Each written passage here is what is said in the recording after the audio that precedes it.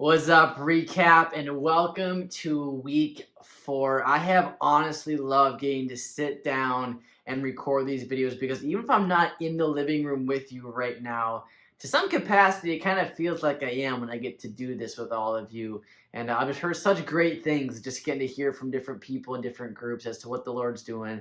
And so I'm excited to be back for week 4. We had a fun one on Sunday talking about justice. And I don't know about anybody else, but I grew up in a house where my parents always spent the mornings watching the news. Like I have vivid memories of walking into my parents' bedroom, getting ready for school, and my parents were like watching the news as they brushed their teeth or shaved or whatever.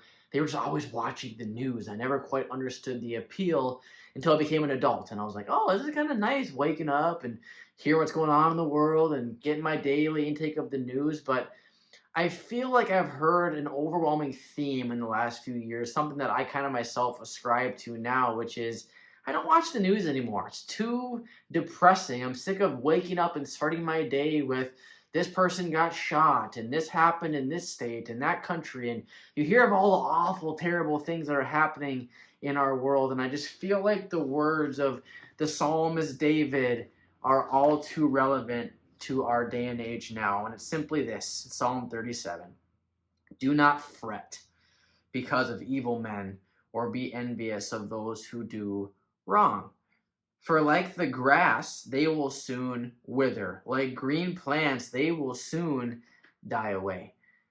Justice is hard to wrap our heads around, right? Because ideally justice is just instantaneous, right? Like karma is something that you hear all the time in our culture, like what goes around comes around, and if you do bad, then bad's coming back to you, and all these different things. But I think there's this crisis of faith that I think we battle through, as we talked about on Sunday, where it kind of feels like if I do good, if I honor God and I serve God and I do really good things and I welcome God into my world, then good things are coming my way.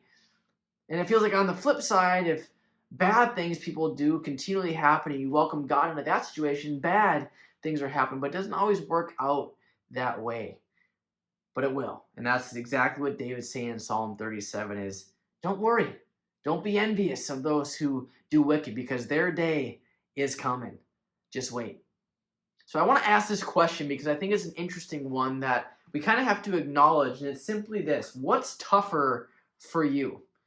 Is it the struggle of the seeker, the person who's trying to do right, trying to do good, yet can't make good things happen or good things aren't coming their way?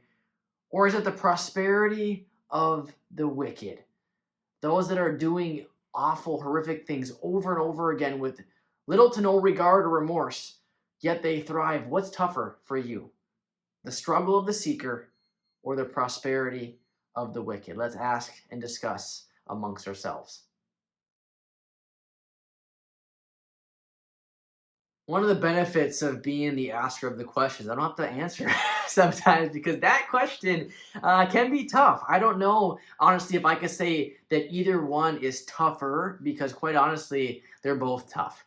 I think it's tough when I see someone who is exploiting young kids. I hate, and it frustrates me to see them excel in life.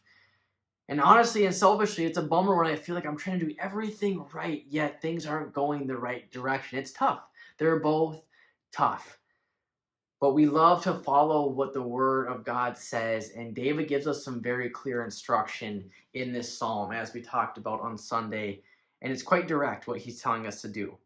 Trust in the Lord and do good, verse 3. Dwell in the land and enjoy safe pasture.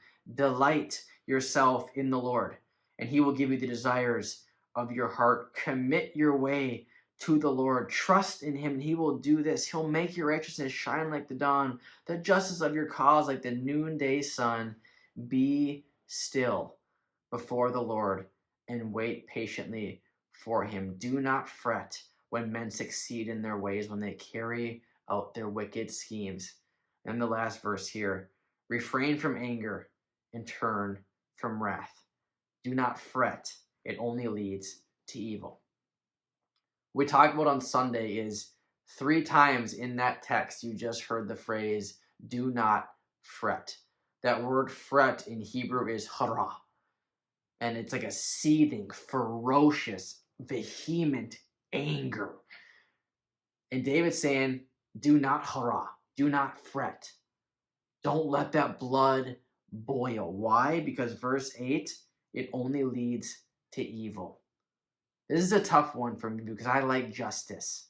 I like for the bad guy to get caught. I like for the person who's consistently doing awful things. I like for them to get caught, be put in jail, get what's coming to them. I think we all have that within us. Yet David's saying, don't do it, right? Like Jesus himself in the New Testament says, you've heard it, eye for an eye. I say, if you get slapped in the face, give them your other cheek. Someone steals from you, give them the shirt off your back. Take it, right? Like, don't let injustice breed more evil.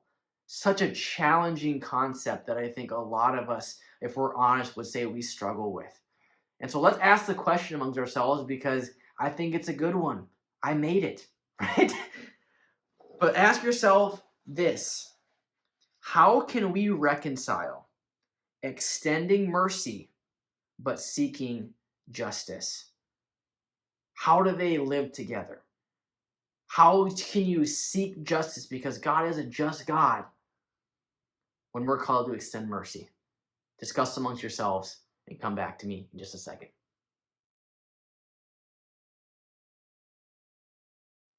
I love what it says here in Micah chapter 6, verse 8.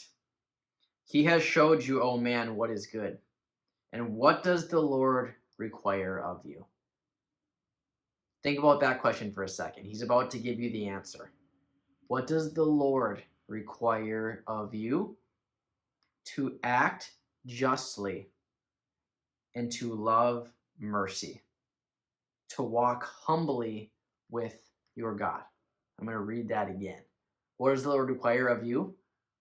To act justly and to love mercy, to walk humbly with your God. We're called to act justly. We're called to live in such a way that God is just. I said it over and over again on Sunday that life isn't fair. But I made the caveat that faith isn't fair either. If faith were fair, then we wouldn't deserve to be in heaven when we pass from this world to the next. We wouldn't deserve to have all the blessings that have been bestowed upon us based upon what we do, because even in your most intentional, devout efforts, we are born with a sinful nature. We are. But thanks be to God for what he did, and thank you to Jesus who sacrificed himself. We were given a fresh start. We were given a second chance, a third chance, a fourth chance, infinite chances. Even when we make the catastrophic mistakes of our life, we are still extended mercy if we choose to ask for it. Act justly and love mercy. That's constantly a tug of war that you're going to battle back and forth in life, because I know, because quite honestly, when I hear about what happens in our country and in countries around the world of young kids being taken from their parents, being groomed by traffickers from the time they come out of the womb, it makes me boil. It twists my stomach in knots that I couldn't imagine. When I look at mothers in Africa trying to figure out how they are going to be able to give their kids clean water to make sure they don't, thirst to death, knowing full well the water they have has parasites in it. Yet I see people just throwing money around by the millions here in the States just because they can. It makes me upset. And it should. God's called us to make a difference in this world. But we're also called to be merciful as he is merciful. And so I hope you have some chances to discuss amongst yourselves some practical ways of how to live in this tension of seeking righteous justice, yet also extending mercy. Because sometimes that line is blurred, and sometimes it leads to unforgiveness. Something I believe the Holy Spirit kind of gave me on Sunday morning before I preached was that I think some people are not forgiving someone because they believe it's righteous anger. Something has been done to you, a wrong has been committed to you, someone has done some wicked and corrupt things to you, to your family, to your situation, and you are justified in every ounce of anger that you have. But I believe God was calling you to step into forgiveness on behalf of that person.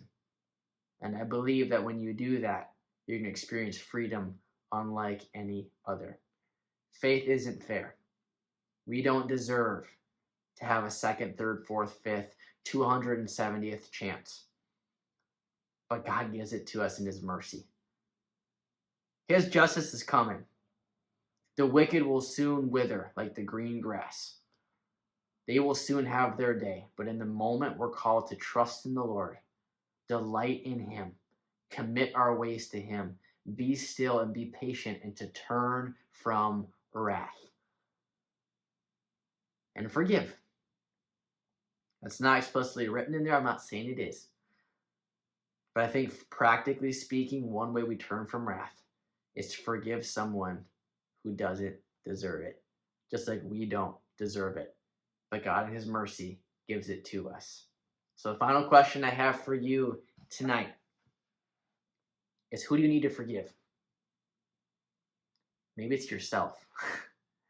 Maybe it's someone close to you. Maybe you need to choose to forgive the person closest to you tomorrow when they do something that you don't like or whatever it is. But I want you to ask yourself and converse amongst yourselves, maybe even admit it, who do you need to forgive? And talk amongst yourselves maybe how you can be there for each other, because forgiveness is not always easy. Let's chat. Who do you need to forgive?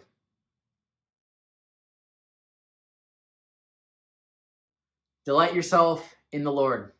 You're doing it right now. By being together with people, by seeking friendships, relationships, by seeking after God together, in a sense, you are delighting yourself in the Lord. And I hope that you are finding the desires of your heart. The joy, the peace, the security, all the things that you want deep down. I hope you're finding them here with a recap. I love you. I appreciate you. I am thankful for the ability to be here with you every single week. And I'm praying for you. If someone in the group would be willing to step up and step out, I'd love for you guys to pray out as a group again. And we'll see you guys on Sunday.